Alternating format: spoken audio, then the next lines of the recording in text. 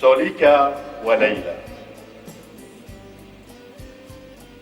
سوليكا حتوئيل ليلى قاسم يهودية وكردية، شعوب جنسيات منسية، والانتماء جريمة، قرابين للقتل كنا، لعنة تاريخ الهمج، ضحايا على الهوية.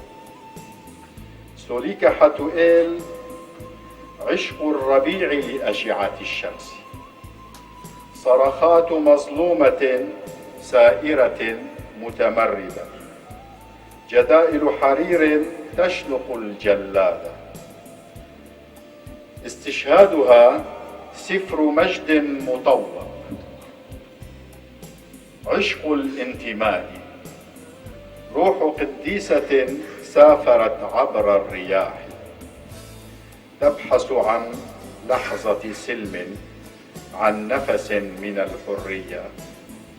سؤال: هل حقا حرام أن تكون آلهة العشق يوما يهودية أو كردية؟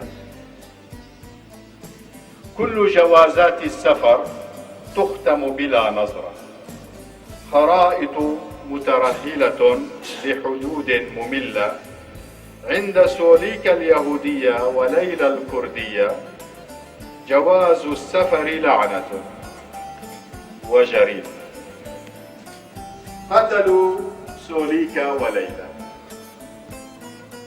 جعلوا الربيع يبحث عن أزهار البنفسج، توقفت نهوض القديسات عن الرجفان، طالت نسبة الأكسجين ودوبش الأكسجين كوان تبردي زيدان ديكور.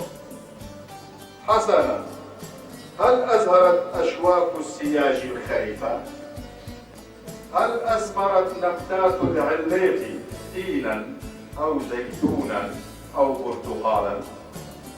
هل تبدلت خدود عاهراتكم الشاحبة يوما لمشمشة وردية؟